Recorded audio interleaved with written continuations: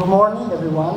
I will try to build upon the rich presentation of Dr. Cavagliascia. So, can we go to the next slide? My points today is just to integrate what has been already said. Next slide, please. We go a little bit faster because we don't have too much time. The concept that I would like to share with you today are basically three. The first one is why we are doing a program with the special economic zones. The first concept is we have to support the addressing of market failure. So why we do that? So there are three types of market failures that can be addressed. One is relevant to land. The second one is relevant to infrastructure, what type of infrastructure we have. And the last one is relevant to government failures. So those three have different ways in which we can address them, not only to special economic zones, we can also do industrial zones, that is a step before. So when we look at land, industrial land, we try to have an harmonized type of national policy that supports the way in which we address the real estate and the land process. For what concerns enabling environment for sustainability in terms of infrastructure, there is a beautiful example in Thailand, in which, for example, there is no liberalized energy market, but for industrial zones was approved a rule that allows industrial zone developers to develop captive energy generation in the zone. So this is an exception, but enables the fact that zones can provide different services. So, and this is not a special economic zone, it's in industrial zones. And then we have the last one, as I say, that is more specifically when we have to address market failures that don't allow companies or industrial sector to develop in the country, so it requires to have a special regime for the zone that we are going to create. So next slide, please. Okay, so this is a scheme that we use and recommend in order to have a process in which we decide what has to be done in order to address specific market failure. I don't go through it, you will find that in the presentation, but it's more or less a way in which we can have a checklist to understand why we are choosing special economic zones as a way to respond to the market failure that we have identified. Please go to the next slide.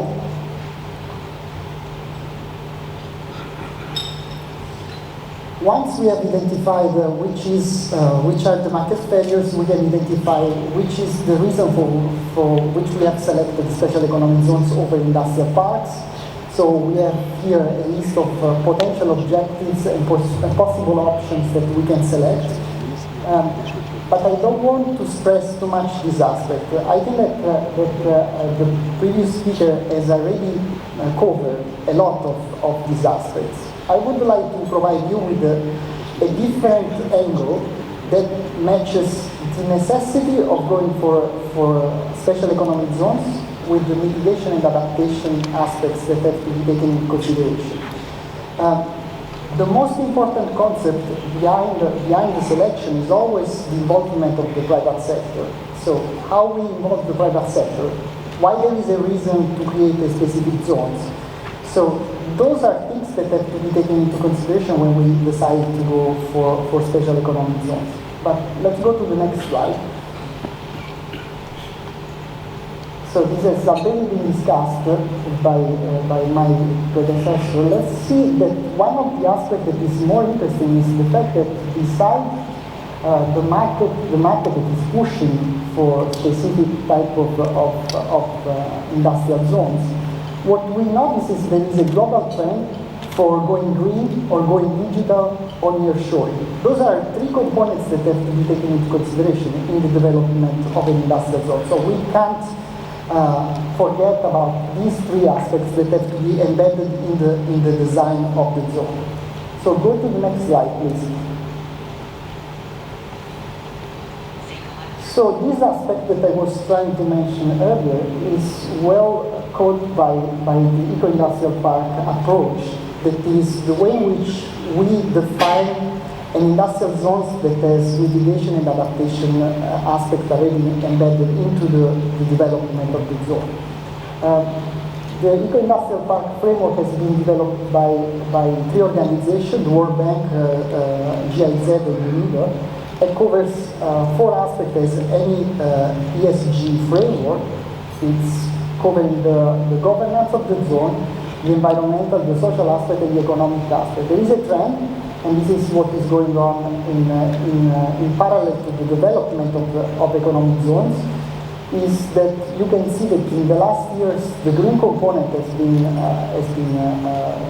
exploded as much as the way in which the economic zones have been expanded all over the world. So go to the next slide, please.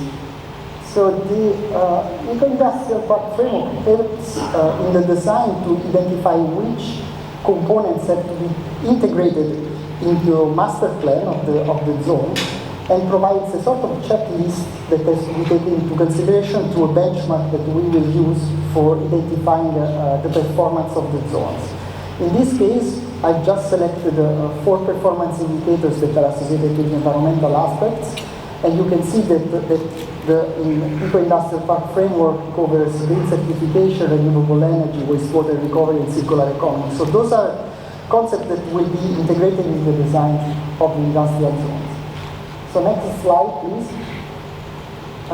The other aspect that has been told in the previous presentation is the timing for developing a program.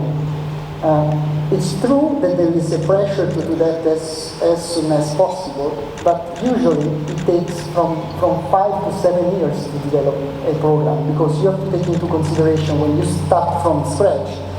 You have to take into consideration the fact that there should be a diagnostic with the development of a stakeholder engagement. That means that you work with the private sector not in a top-down approach, but in a bottom-up.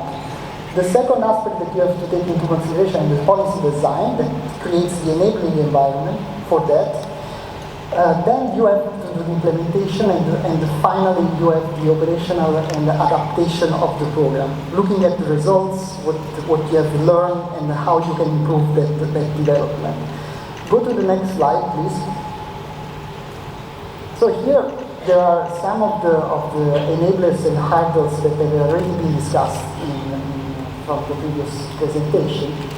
So one of the enablers that I would like to stress with you are the increase of the market contestability through a rigorous market demand assessment and private sector participation.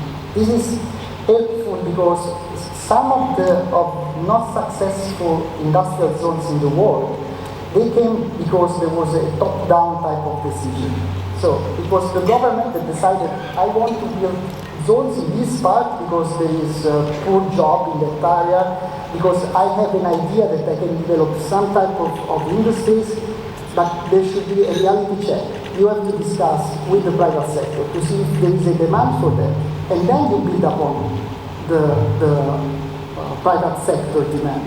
And this is a very strong component that has always been at the center of successful and non-successful industrial zones. So I would like to go to the next slide, not to overlap with what has been already said. So those are examples of successful industrial zones. You have South Korea, Thailand, you have Vietnam, and UK. But let's go further, because I want to show you the complexity that requires from the government side to develop one of those programs. Next slide, please. Let's go further. Next slide. Next slide. Okay, so this is a very interesting aspect, this reality. This is how the government of Turkey has developed a green zone program. Now, Turkey has more than 330 zones. So how the government that is subject to the change of policy in the European Union has to adapt the industrial zones into industrial zones that are compliant with the European market. So the complexity that you see here, and I don't enter into the details, just to give you an overview of the complexity, requires an institutional structure that supports the development of the program, because the development of the program means also the implementation of something that can monitor the success of the initiative and can also take actions in case that there is something that is not going as planned. So this for me is very critical to show you that it's not easy, and it's not easy also from the aspect of the government to manage the developmental zones. Okay? So let's go to the next slide. So next slide, this is a very been discussed in press. Okay, this is a case of, very famous case of not success. And if you can see the second point, it's no involvement of the private sector. This is a zone that has been developed in Algeria, and the government decided that close to a port, they had to create this industrial zone.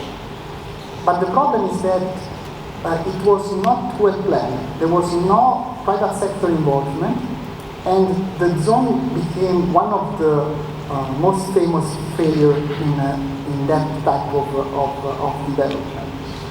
So another way to stress the fact that private sector has to be involved in this process. So next slide, please. Next slide. Why I was stressing a lot the eco-industrial park framework? Because there is no zone that can be financed by any multilateral development organization if there is no green component. Okay, this is because multilateral development banks have developed a framework to evaluate the climate co-benefits of their funding mechanism. And so, special economic zones or economic zones that doesn't have a green component is not possible to be financed. So, from multilateral organizations. So, as you can see here, I've just given you an idea about the threshold that is given by the World Bank. It's 35%. That means that for each dollar that the World Bank has to lend, 0.35 cents are given are given for mitigation and adaptation. So eco-industrial parks that have been financed by the World Bank have 45% co-benefits. So this is just above the average. So next slide, please. I would like to stress the adaptation side for the development of the zone in PNG, because as you can see there is a list of multiple risks that I think that you are aware of. So that means when an investor comes and wants to invest in a zone, you have to prepare the zone to be resilient and to have business continuity plans in case of disaster. So this component is utmost important, more than mitigation, for the developmental zones in this part of the world. So next slide, please. This is an example of the potential intervention that can be taken for industrial zones to make it resilient and also to reduce the emissions and to have mitigation benefits. It's interesting to know that I've added here two components that are from resilient side. One is in the upper corner, that is distributed sensor system. This is quite interesting because if you have an infrastructure and there is a earthquake, so through this sensor you can understand which part of the infrastructure can be recovered, because they will give you a sense of the integrity of the infrastructure after the event. And the other one is in the bottom, it's the underground stormwater detention system. That is where you can recover water and from avoiding flooding of the zones. At the same time, this water can be used for alternative use. And this is only in the design. So I'm not talking about retrofitting, but this is the design of the zone. So next slide, please. So those are some points that are overlapping with what has been already said for the success of industrial zones.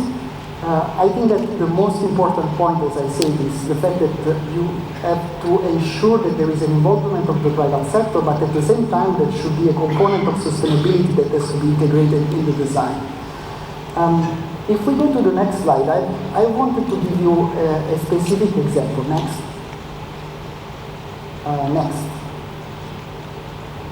So Dr. Arif, that should be one of the next speaker, will discuss in more detail about this project of these industrial zones.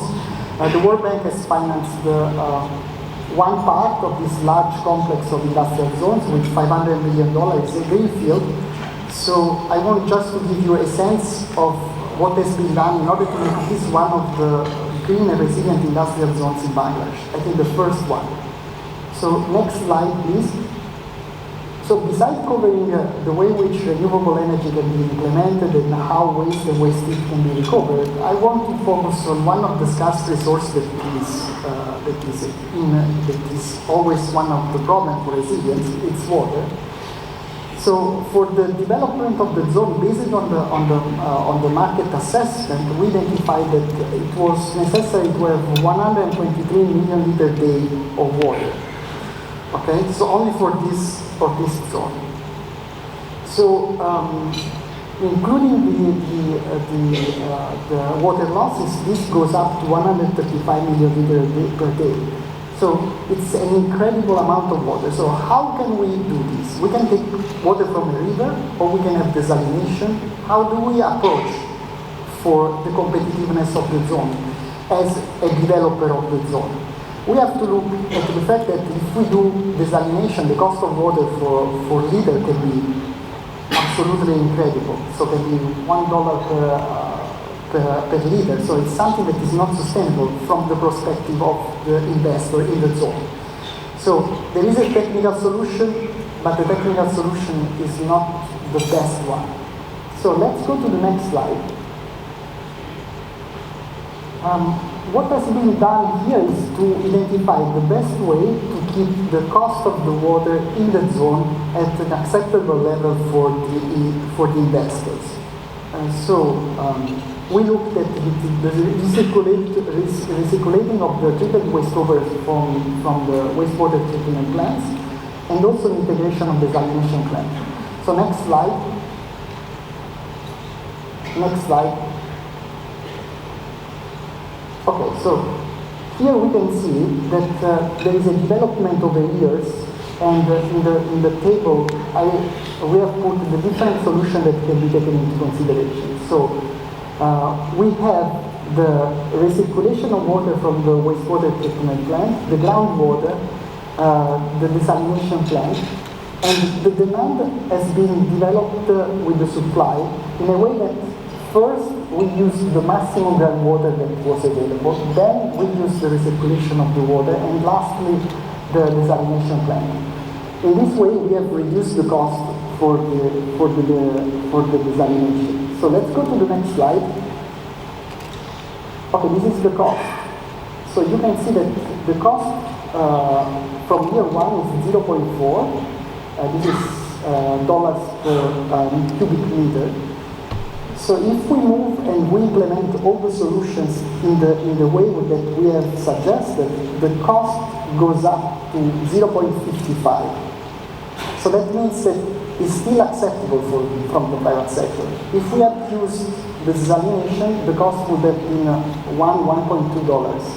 So this is a way in which we try to optimize and look at the infrastructure in a way that is not only sustainable but also competitive for the developer of the zone. So I think that this is all from my side. It was just to give you an idea that involvement of the private sector is important, that the component of mitigation and adaptation are really important in the design of the zones, and the type of approach should never be top-down, but has to be taken into consideration different stakeholders in a time frame that is not short. Requires a lot of study and requires a lot of capacity building to sustain a program that has a huge complexity. But this is all. I think that I succeeded in doing less than 1 hour, so as I've been requested not to stress you too much, I'm available for questions later. So thank you so much.